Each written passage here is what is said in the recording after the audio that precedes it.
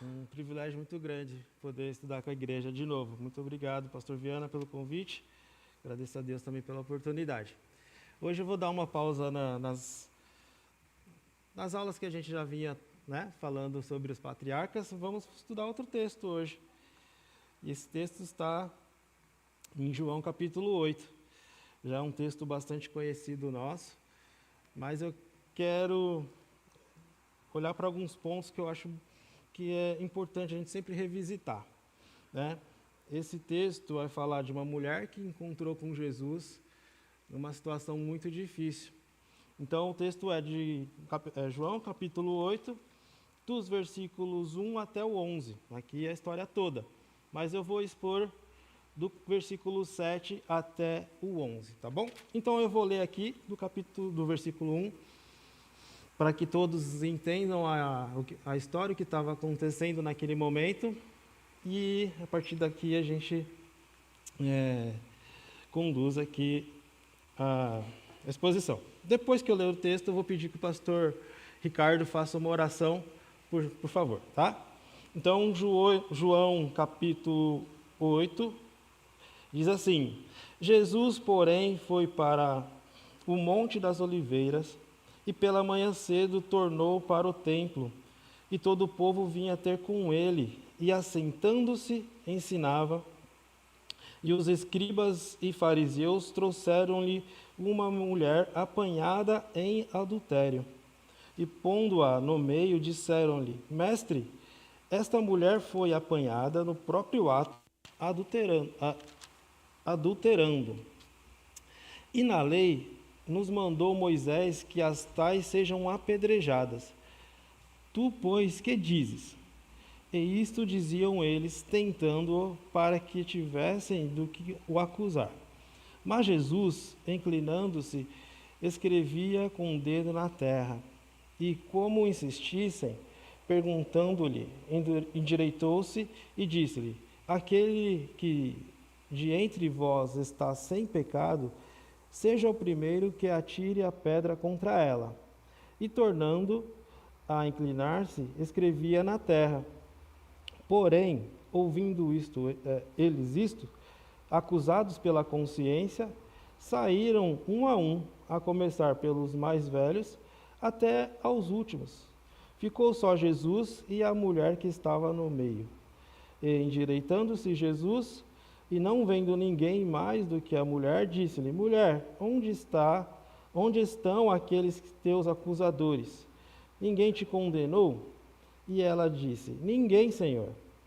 E disse-lhe Jesus: Nem eu também te condeno. Vai-te e não peques mais. Deus Santo, Pai querido, nós louvamos a Ti por mais essa manhã. Nós estamos contentes, ó Pai, porque mais uma vez o Senhor nos deu o privilégio de nos reunirmos em torno da Tua palavra. Nosso clamor a Ti agora, ó Deus, é que o Senhor use o Teu servo Will, ó Pai, ajude-o a lembrar de tudo aquilo que ele estudou durante a semana, ó Deus, aquilo que o Senhor falou ao coração dele, e que ele possa assim transmitir a Tua palavra, ó Deus, e nós, por meio do Teu Santo Espírito, possamos entender e sermos transformados por ela. Clamamos isso em nome do Teu Filho Jesus. Amém. Amém. Obrigado. Bom, irmãos, então vamos lá, né? Então, nós lemos aqui o encontro de Jesus com uma mulher, né? Que foi ela flagrada em pecado. E aí nós já podemos dizer que esse texto, ele não é sobre a mulher, somente sobre a mulher, mas também sobre nós. Você já parou para pensar o que Deus faz com o pecador quando o pecado dele é exposto? Já pensou nisso? Né? Quando não tem mais o que esconder, quando a culpa já é evidente, o que Deus faz? Porque nesse caso, né, o pecado daquela mulher já tinha sido exposto e já era evidente. Mas nós sabemos como as pessoas agem nessa situação, né? Como as pessoas são realmente. Elas expõem, elas julgam, as pessoas condenam umas às outras, né?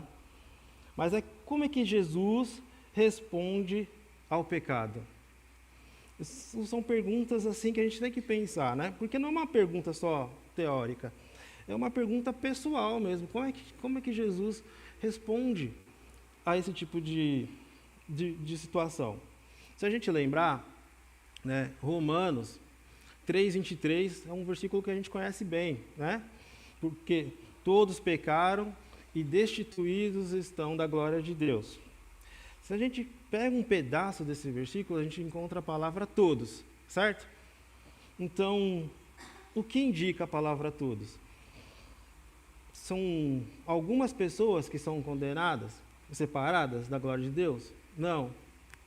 Indica que não são os piores que estão separados da glória de Deus, mas indica que todos nós estamos separados da glória de Deus, porque todos pecaram, com todos abrange toda a humanidade.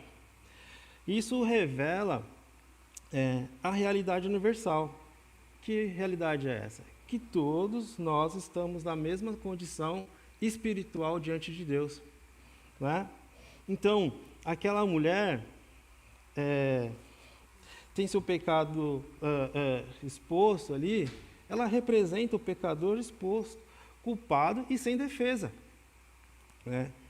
Isso descreve cada um ser humano ali à luz da verdade divina. Então, confirma o que Paulo escreve nessa carta de Romanos 3:23, né?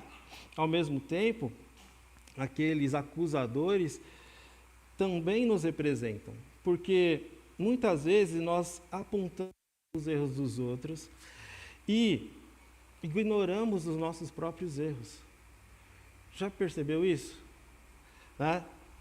Então, esse texto, ele nos coloca dentro dessa cena. Ora, a gente está na posição de quem precisa da graça, ora, a gente está na posição de quem precisa do confronto. Já é? Então, no fim aqui, a narrativa não é sobre identificar quem está certo ou quem está errado, mas é sobre mostrar que todos nós precisamos do mesmo encontro com Jesus. E esse encontro, ele vai expor o pecado, esse encontro, ele vai remover a condenação, e esse encontro chama para nova vida. Então, para a gente entender, né, como isso se revela na prática, nós precisamos olhar para essa cena aqui de uma forma para que a gente consiga entender o que está acontecendo. Joia? Então, vamos lá. O texto começa com Jesus no templo e ele está ensinando. Vamos lembrar o que é o templo? O templo é um lugar de autoridade, é um lugar de ensino e é um lugar onde a lei era central, certo? E de repente, né, o ensinamento de Jesus ali é interrompido. Uma mulher é trazida e possivelmente ela foi trazida arrastada, né? Ela foi ali exposta diante de todos e, como o texto diz, ela foi apanhada em flagrante de adultério. Então, com certeza, a culpa dela era evidente. E a lei era clara. Joia? Como é que a gente sabe que a lei era clara? Vamos lá. Levítico, capítulo 20, versículo 10. Vamos ver o que a lei diz sobre esses pecados. Levítico, capítulo 20, versículo 10, vai dizer assim: também o homem que adulterar com a mulher de outro, havendo adulterado com a mulher do seu próximo, certamente morrerá o adúltero e a adúltera. Olha só o que a lei diz. A mulher de outro, também com o homem. Em Deuteronômio, capítulo 22, versículo 22, a lei também fala sobre isso. Olha só. Deuteronômio 22, versículo 22.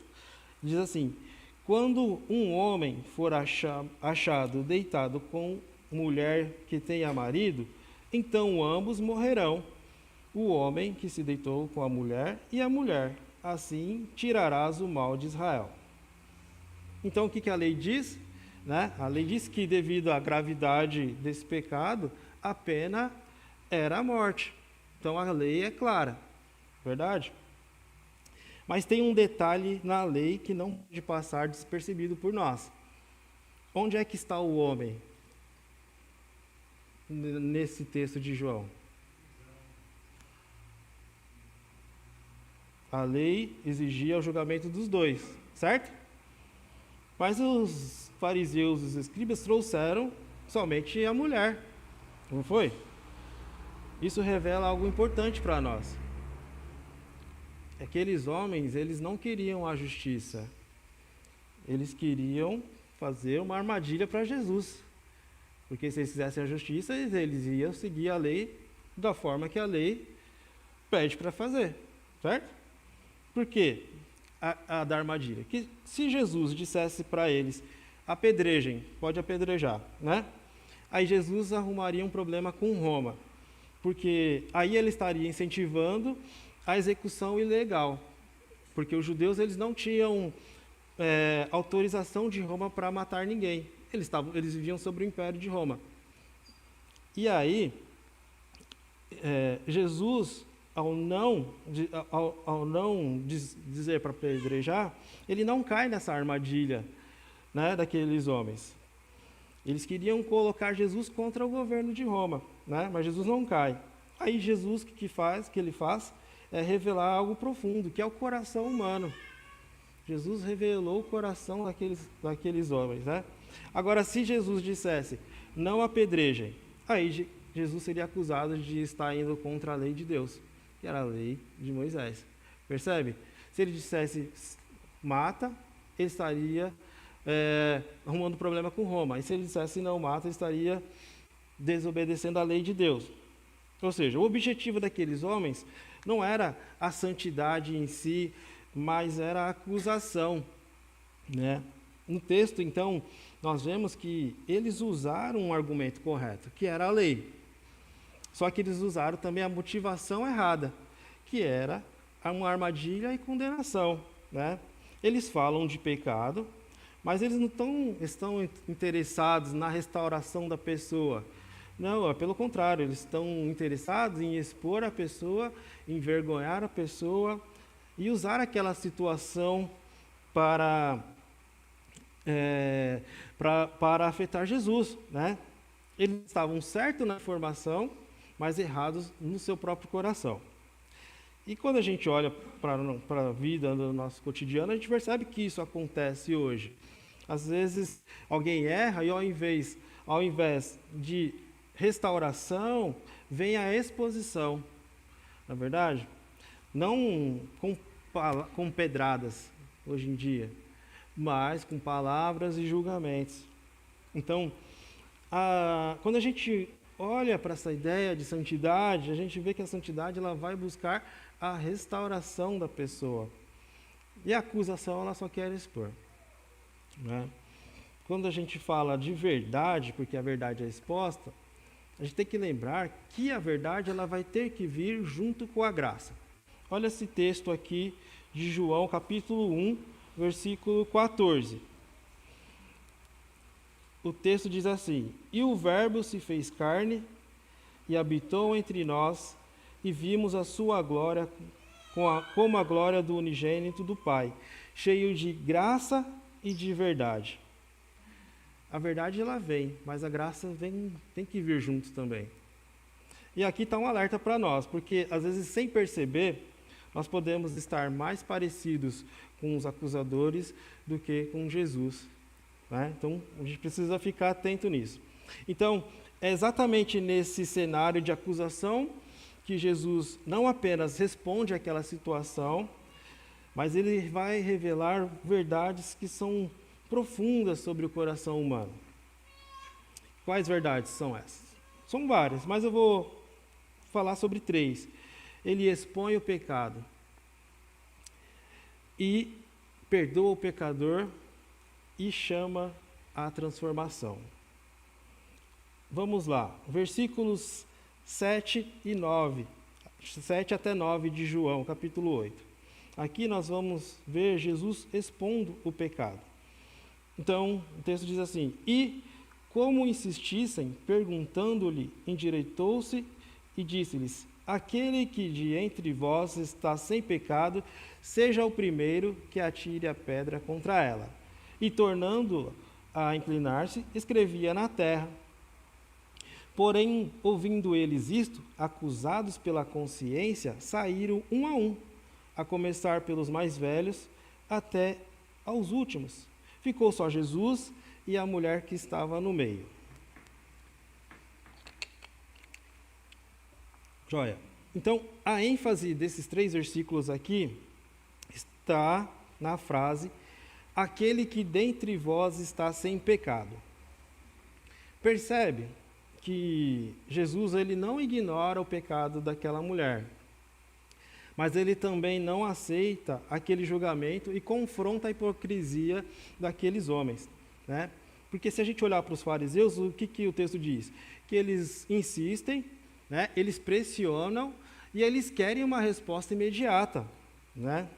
E o que Jesus faz é responder com uma frase que atravessa o coração deles: quem não tem pecado, né? Percebe que essa frase ela não vai diminuir o erro daquela mulher, mas revela algo maior, que é que todos são pecadores, tanto a mulher quanto os acusadores, né? Quem não tem pecado? Aí naquele momento, ninguém mais consegue permanecer, é isso que o texto diz, né? E a pergunta é: por que ninguém ficou ali? Já se parou para pensar nisso? Já se perguntou? Aí a resposta, irmãos, não está apenas nessa cena aqui, mas está naquilo que a Bíblia ensina sobre todos nós. Como eu já citei lá no começo, Romanos 3:23 vai dizer: porque todos pecaram e destituídos estão da glória de Deus. Em outro texto de Romanos 2, capítulo 2, podem ir lá se quiserem acompanhar, tá? Mas eu vou ler aqui, Romanos 2, a partir do versículo 11, diz assim: porque para com Deus não há acepção de pessoas, porque todos os que sem lei pecaram, sem lei também perecerão. E todos que sob a lei pecaram, pela lei serão julgados. Porque os que ouvem a lei não são justos diante de Deus, mas os que praticam a lei hão de ser justificados. Porque quando os gentios que não têm lei fazem naturalmente as coisas que são da lei, não tendo eles lei, para si mesmos são lei, os quais mostram a obra da lei escrita em seus corações, testificando juntamente a sua consciência e os seus pensamentos, quer acusando-os, quer defendendo-os. É um pouco difícil de entender o que Paulo quis dizer aqui, mas eu vou resumir. O que ele está dizendo é que todos pecaram diante de Deus, sem exceção nenhuma, né?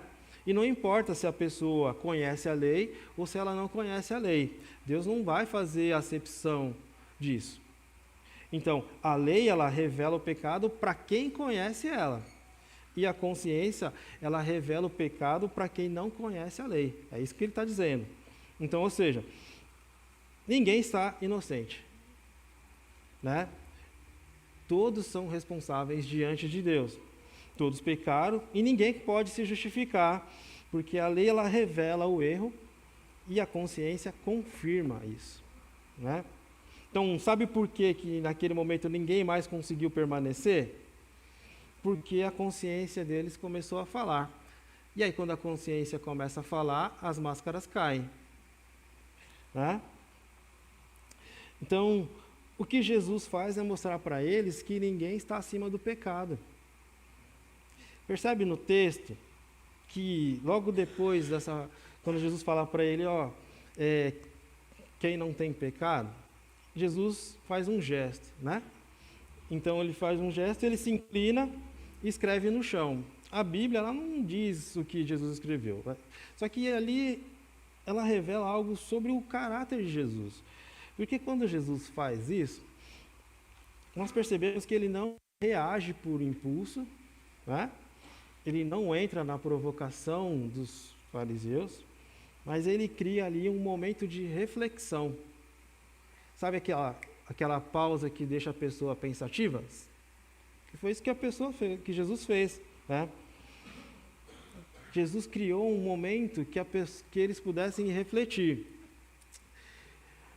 E é isso que Jesus faz, porque vamos tentar ilustrar aqui, ó. Imagina uma pessoa que entra num lugar, num ambiente que está escuro. E aí ele pensa que esse ambiente está limpo. Quando acende a luz, ele percebe que não está. O que Jesus faz, naquele momento, ele revela aquilo que estava escondido. Essa é a ideia. Porque no próprio texto aqui de João 8, no versículo 12,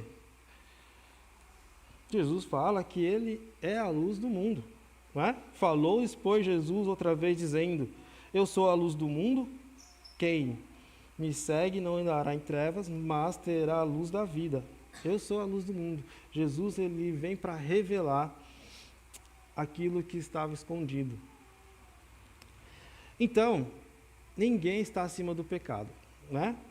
E se isso é verdade para nós, então isso deve mudar a forma de como lidamos com as outras pessoas, né?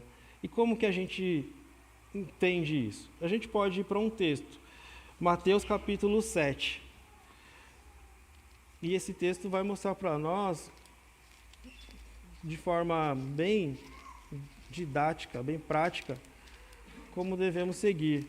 Mateus 7, a partir do versículo 3. Está dizendo assim: e por que reparas tu no argueiro que está no olho do teu irmão, e não vês a trave que está no teu olho? Ou como dirás a teu irmão: deixa-me tirar o argueiro do teu olho, e eis que uma trave no teu olho? Deixa-me tirar o argueiro do teu olho, e eis uma trave no teu olho? Hipócrita, tira primeiro a trave do teu olho, e então verás claramente para tirar o argueiro do olho do teu irmão. Então, irmãos, quem não trata o próprio erro, não enxerga com clareza para corrigir o erro do outro. É isso que o texto está nos ensinando, né? Então, só depois de tratar a sua própria vida, depois que a gente trata a nossa própria vida, a gente pode ajudar outra pessoa verdadeiramente. Tá? Então, é importante a gente pensar nisso. Antes de apontar, antes de comentar, antes de criticar, a gente tem que se examinar, né? Saber, pedir para Deus, né? Saber se a gente precisa ser tratado antes de tratar outras pessoas. O segundo ponto, né? Jesus concede perdão. O primeiro ponto foi que Jesus expõe o pecado. O segundo ponto é Jesus concedendo perdão. E aí, nós vamos ler os versículos 10 e 11 de João 8.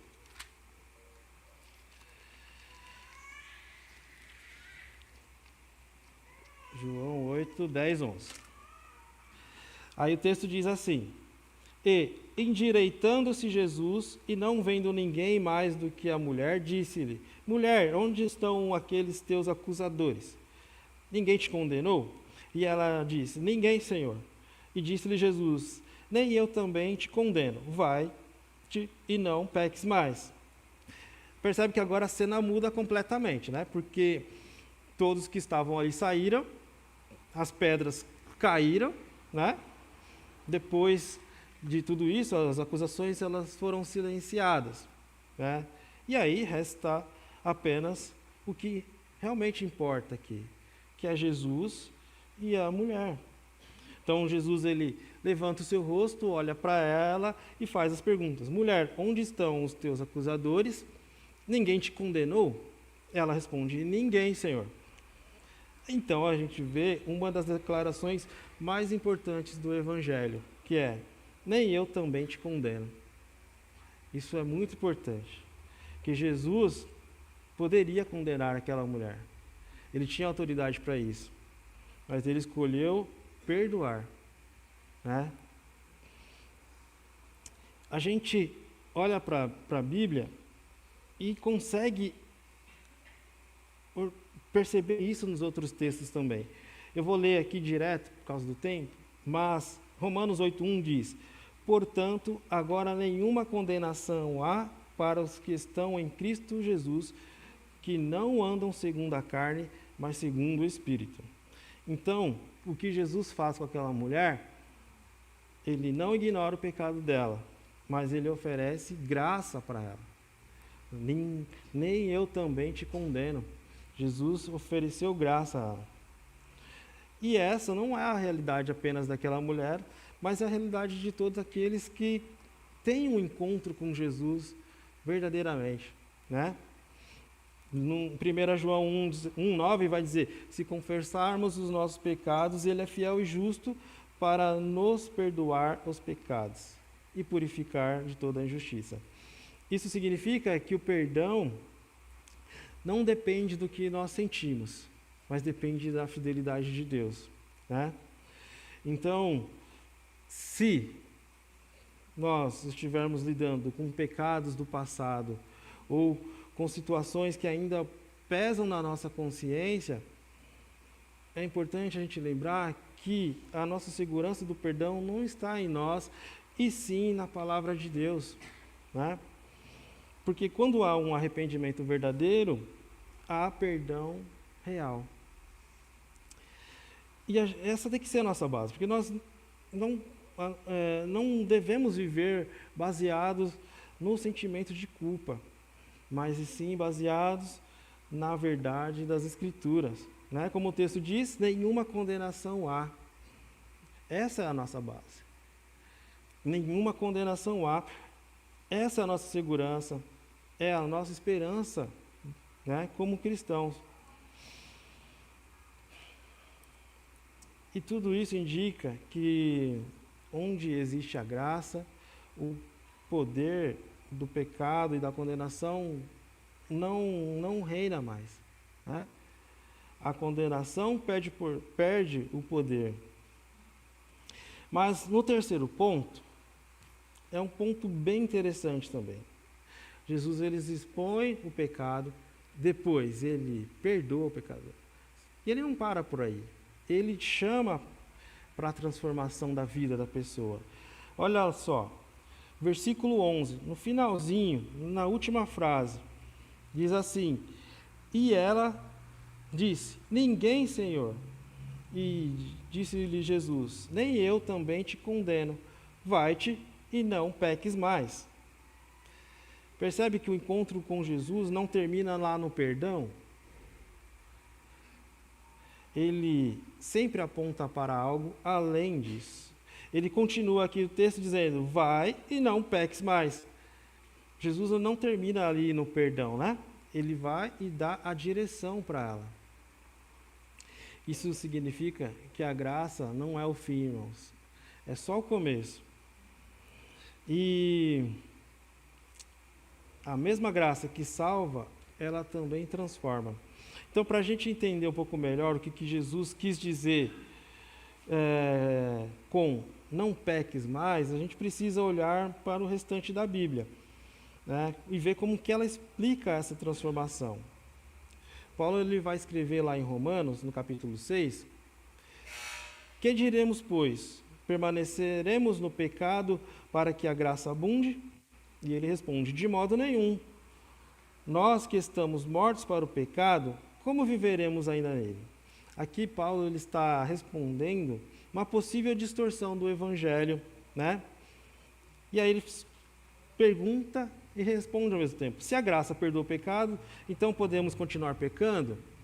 A resposta dele é direta: não, de modo nenhum. Porque quem foi salvo por Cristo não apenas recebeu perdão, mas também teve a sua relação com o pecado transformada. Já parou para pensar nisso? O seu relacionamento com o pecado muda, não é verdade? Então, quando o texto diz que estamos mortos para o pecado, significa que o pecado não é mais o nosso estilo de vida. E ele também não tem mais domínio sobre nós, né? Não faz mais parte da nossa identidade. Ou seja, a graça não incentiva o pecado, mas ela rompe com ele, né? A graça rompe com o pecado. Então, em outros textos, né? Eu quero encurtar um pouquinho aqui só para a gente terminar, mas o Paulo mostra para nós que a graça, ela vem, né, nos salva e transforma a nossa vida daqui para frente. Para a gente terminar, irmãos, e concluir, e ficar frisado na nossa mente. Tudo que nós vimos nesse texto hoje, elas nos conduz a uma resposta. E às vezes a gente tem que parar para pensar, né? Quando Jesus expõe o pecado, quando ele concede perdão, quando ele chama para transformação. Então, pensar na nossa vida é importante diariamente. E a gente tem que fazer algumas perguntas mesmo. Existem áreas da nossa vida que precisam ser alinhadas com a vontade de Deus, né? Ou algumas práticas que precisam ser abandonadas, né? Ou algumas decisões que precisam ser corrigidas. E nós temos sempre que lembrar que a graça que nós recebemos de Cristo, ela não nos deixa como estamos, né? Ela nos conduz a uma nova vida de transformação diária. Então, né, que nós possamos pensar nisso na nossa vida diariamente e mudarmos conforme a vontade do Senhor. Então, que o Senhor Deus nos abençoe, que nós possamos continuar aprendendo com o Senhor Jesus mais e praticando mais a sua vontade. Vamos orar. Senhor Deus, obrigado, Senhor, pela Tua palavra, que possa encontrar nossos corações e nos fazer refletir sobre aquilo que o Senhor quer para nós. Cuide da nossa vida, para que nós possamos Te glorificar em tudo que fizermos, em todas as nossas ações, nas nossas atitudes. Nós te pedimos pelas aulas nesse momento, que o Senhor seja glorificado lá também, em nome de Jesus. Amém. Então, podemos ir para as salas.